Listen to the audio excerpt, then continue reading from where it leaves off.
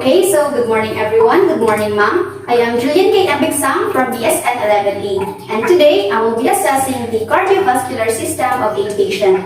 But before doing the procedure, first I will review the medical records of the patient so that we can build patterns that can help us on the healthcare of our patient.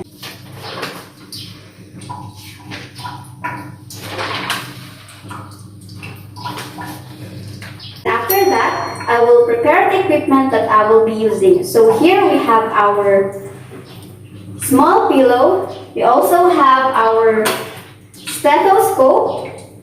We have our pen light. And also, we have our 2-centimeter ruler. So before performing the assessment, it is also important that we perform proper hand hygiene so that we can prevent the spread of infections. Okay, so good morning ma'am. My name is Julliene and Bigsang, and I will be your student nurse for today. May I ask what is your full name ma'am? And when is your birthday po? June 18 po. Okay, so how would you like me to call you ma'am? Ngayon na lang po. And what language would you prefer to use po? Depende po sa'yo. Okay, thank you. So, Ma'am Ray, today I will be assessing your cardiovascular system. I will be touching some parts of your skin, especially on your chest wall area. I will be inspecting, palpating, and auscultating your chest wall area. Will that be okay with you, ma'am? Okay lang po. Okay. So, at this point, ma'am, do you have any questions or clarifications? So if it may happen that we would build questions later, don't hesitate to ask and clarify lang po. So before we begin the assessment, I will have some few questions to you, ma'am. So right now, ma'am, do you feel any dizziness or chest pain? No. Okay, so do you feel any strange feelings sa iyong katawan po or on your chest area? No po. Okay. Is your breathing okay po? Is it not heavy? Okay. How's your lifestyle po, ma'am? Ito naman po. Nag-walking po. Ako. Okay, so do you smoke, ma'am, or do you drink alcohol? Okay, very good. Do you get enough sleep every night po? Oo po. Okay.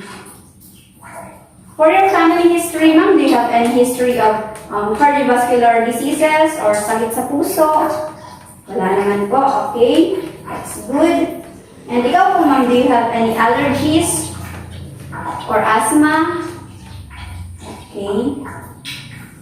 May I ask, ma'am, did you have any past medical illnesses wherein nag-surgery po kayo? You've undergone surgery, wala naman. Okay. So, that's good. Okay, so that's all, ma'am. So let us proceed with the assessment. So for the assessment of jugular veins, we stood at the right side of the client and we positioned the client's spine with the head of the bed elevated between 30 and 45 degrees. And now we will shine a light to observe for pulsations and shadows.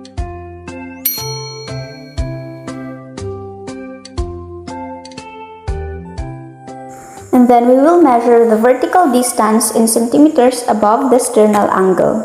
And then we will just repeat the steps on the other side. And now for the assessment of carotid arteries, with the head of the bed still slightly elevated at 30 degrees, position the client's head slightly towards the side being examined. Palpate the carotid artery cautiously, avoiding too much pressure or massaging the area.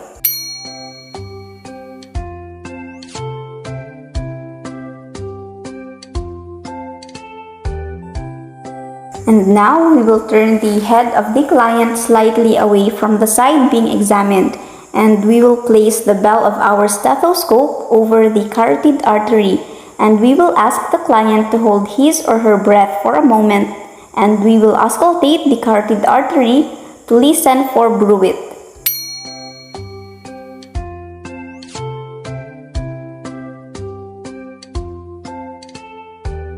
And now for the inspection and palpation, we will begin with the general inspection of the chest wall. We will just shine a light across the chest wall over the cardiac apex to make these movements more visible. We will just simultaneously inspect the precordium for pulsations while palpating the aortic area, pulmonic area, tricuspid area, and apical area.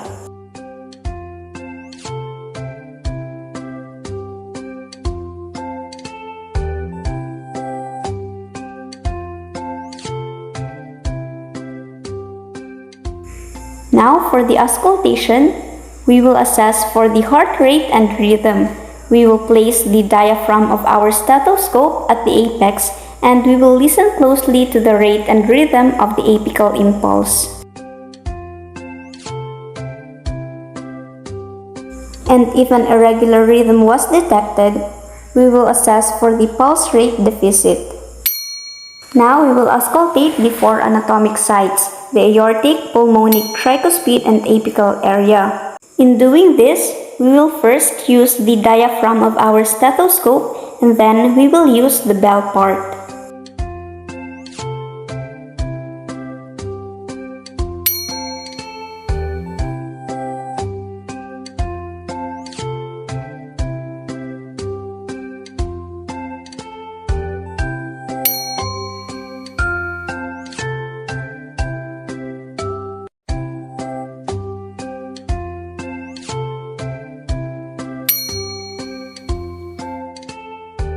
And then we will repeat the preceding steps while the patient is in left lateral position, at a sitting position, and also when leaning forward and briefly stop breathing after the exhalation.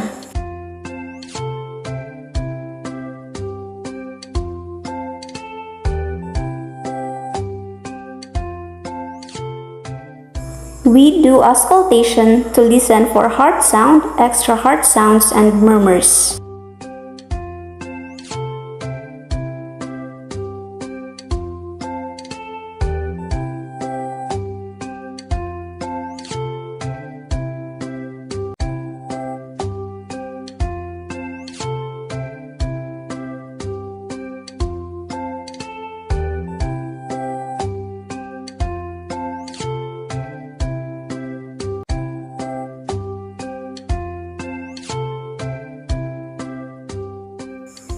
For the upper extremities, we will assess each arm size, symmetry, skin color, and temperature from fingertips up to the shoulder. We will note for any presence of edema, lesion, changes in skin texture, and hair distribution.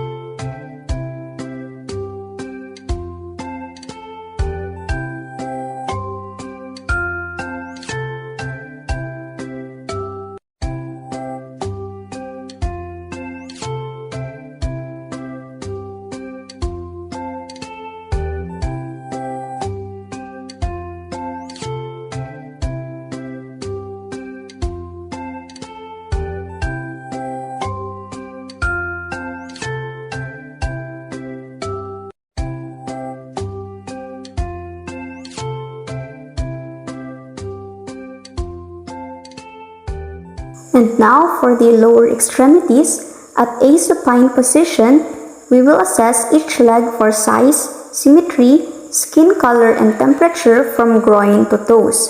We will note for any presence of lesion, skin changes, texture, and hair distribution. Inspect for the peripheral veins in the legs for the presence or appearance of superficial veins.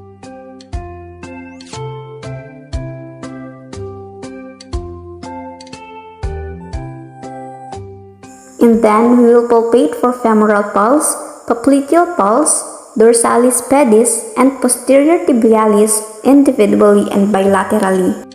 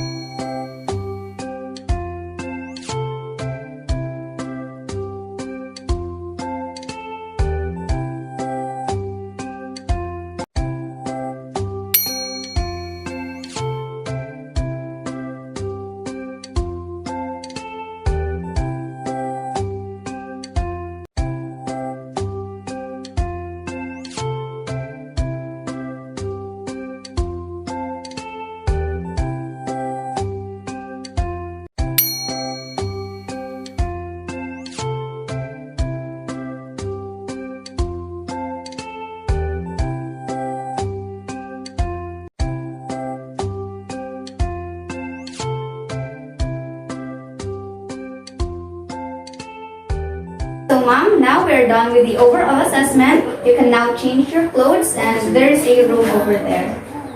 Okay, so ma'am, at this point, I will be discussing to you the result of our assessment earlier. So, for the assessment of your jugular vein, it is normal. Your jugular vein is not visible, meaning the right side of your heart functions normally. And as for your carotid artery, it has symmetric pulse volume. It has full pulsations and the quality remains the same when you breathe or when you turn your head or when you change your position. And also, there are no presence of bruit. Bruit is an abnormal sound. So in both of your arteries, there are no presence of bruit and also no sound heard during auscultation.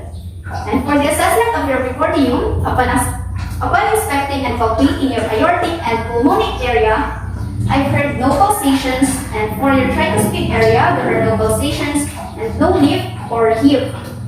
Okay, so for your apical area, there are no lift and hip as well, and you have your PMI medial to your 2 MCL. Okay, so for your epigastric area, it has aortic pulsation upon palpation.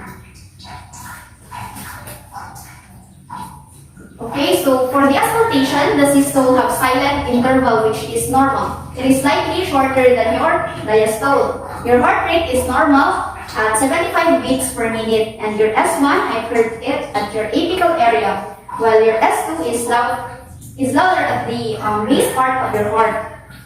Okay, so for your upper extremities, so far your arms are symmetrical, pantay-pusila, and you have clean skin color on your palms and your skin temperature is not too hot and not too cold. Okay, so there are also no edema, no lesions or skin changes present. Also, your hair distribution is normal. You have 1+ grade on your ulnar pulse, your brachial pulse have equal strength bilaterally, and you have a strong bounding radial pulse.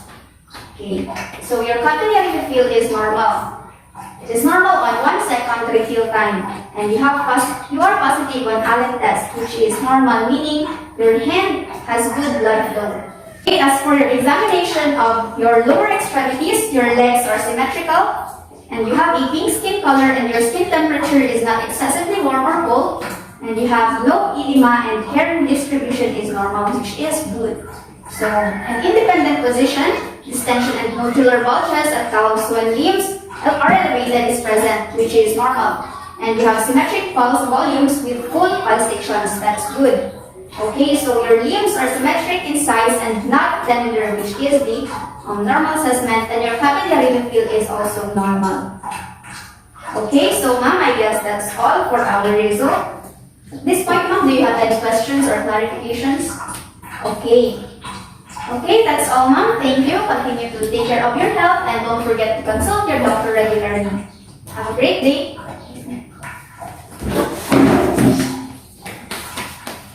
Okay, so after doing the assessment, don't forget to perform hand hygiene so that we can prevent the spread of infections. And also don't forget to document all your findings on your worksheet and also in the client's record.